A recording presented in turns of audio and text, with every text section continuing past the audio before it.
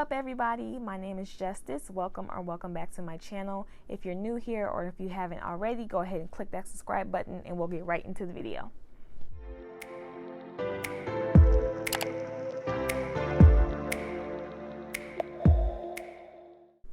So in today's video, I want to talk to you guys about what to expect from your first year of law school, starting from orientation all the way up to your final exams. And these things can be applicable, or you'll probably experience them even if your classes are going to be online and you're going to be learning remotely. But they also kind of just apply to your general first year, whenever that's going to be.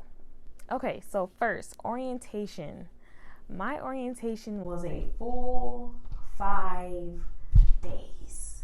Your orientation might not be that long depending on where you go to school, but basically you can expect a lot of speakers, a lot of student resources, a lot of tours probably.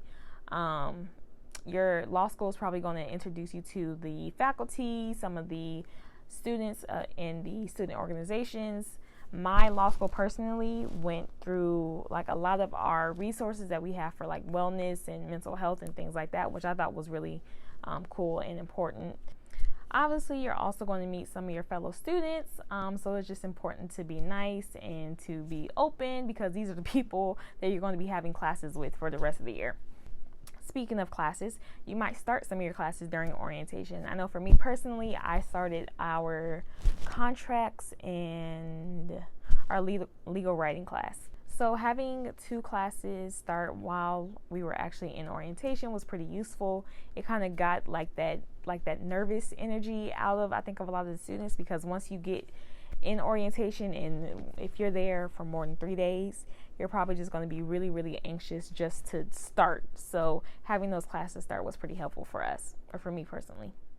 So law school professors teach using the Socratic Method, which is basically just teaching through asking the students, you guys, a bunch of questions. As a philosophy major, I had a ton of experience with this, but that did not make the process any less like nerve-wracking or anxious. So a cold call is basically when a professor just kind of randomly picks on a student and asks them a question, and they use that opportunity to kind of delve into the material and make sure to kind of like flesh it out and to get to make sure that everyone gets a thorough understanding of it. So in my experience, professors will for the most part use cold calls for hypotheticals and cases. So when it comes to the case, you want to make sure that you're just prepared, that you read the case, that you briefed it, that you went over it before you started class. And just that you can have a pretty decent understanding. They don't expect you to know everything, but they do want to know that you actually read the case. So for hypotheticals, really the only way that you can prepare for that is to pay attention in class. So you don't want to be caught daydreaming too often. It's going to happen sometimes, but you just want to make sure that you're on top of your game, making sure that you're taking notes in class. You can refer to your notes whenever you get called on for a cold call, whether it's a case brief or a hypothetical. But you just want to make sure that you're actually in tune with the professor and with the material. Okay, most importantly, during a cold call, you want to make sure that you stay calm, and that is much easier said than done. I know for me personally, I get to sweating, my hands start to shake, especially if you really were not expecting to be called on that day, which happened to me in contracts class one time, but I don't know why I thought it wasn't going to be me. Especially since I knew it was random. I don't know. It can be a very intimidating process, but it's part of the law school experience. And I'm sure you guys are going to have very successful cold calls as long as you stay prepared.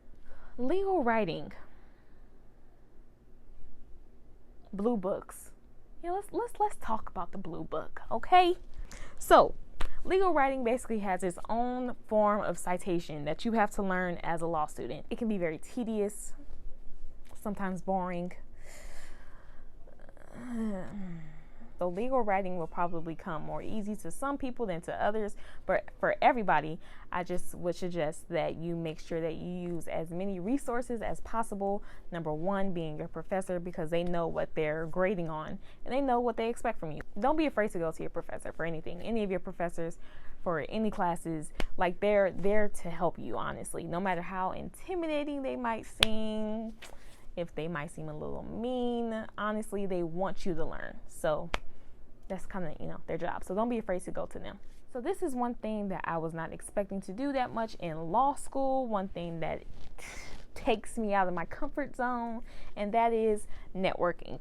So networking basically, as you know, is just getting to meet new people. So depending on where you go to school, there will be different resources that you have to network, different events that will be held at the school. I know for me personally, my school held a ton of events in different practice areas and pertaining to different topics. So that was super helpful.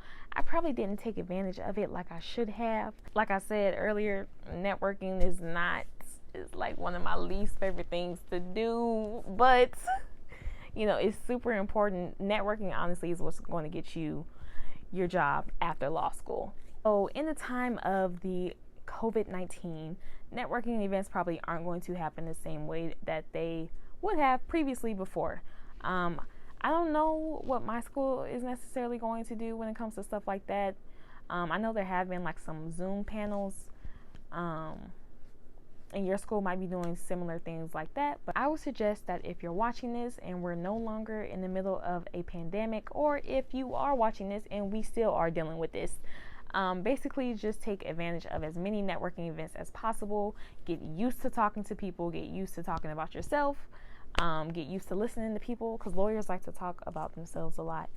And just get used to meeting new people, because it's going to help you in the long run with your law career and just in law school in general. Okay, so now for the topic that you guys probably have all been waiting for, exams. So in law school, your exams are taken on your laptop. They can range between 3 hours, 5 hours, 6 hours, 8 hours. It all depends on the school and the professor. They can also be open book, be closed book, be take home. You might have to take it at school. So during the second semester of my first year of law school, obviously we were learning remotely. So we took all of our exams at home. They all varied between the amount of time we had to take them. I think some opened on one day and you had to finish it by a certain day. Some were only open on that day and you had to finish it between like a time period of about 4 or 5 hours. You can probably expect your final exams to go something like that, depending on where the world is in December.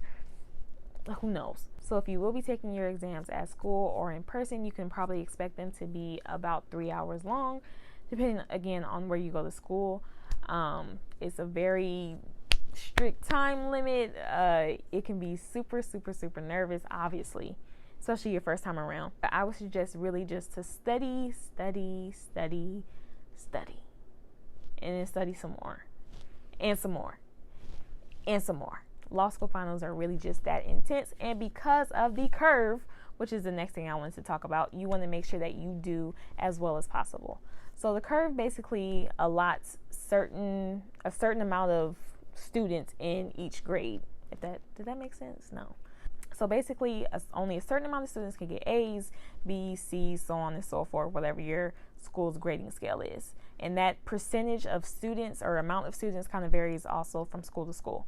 So basically what that means is that you are in competition with every single one of your fellow students. So that means that you need to do as well as possible on your own exams. So the way I dealt with the curve was kind of just to ignore that it even existed. Basically, you really just want to do as well as you possibly can on your own exams, because at the end of the day, fam, who's to say that anybody deserves or has a right to an A more than you do? Nobody can say that, right? That sounds ridiculous. To make sure that you utilize as many resources as possible, whether it's practice exams, office hours, study groups, all of that stuff, all of it. Okay, you want to take advantage of it so that you can do as well as you can. So those are basically the things that you can expect from your first year of law school, whether you're on campus and in class physically, or whether you're on Zoom 4 to 5 days out the week. Who knows at this point? Hope you guys find this information helpful. Be sure to like, comment, and subscribe if you haven't already, and I'll see you guys in the next video. Bye. Law school professors basically teach using the Socratic Method, which I cannot talk. This is talking about a certain concept or a case, and they call on the student randomly.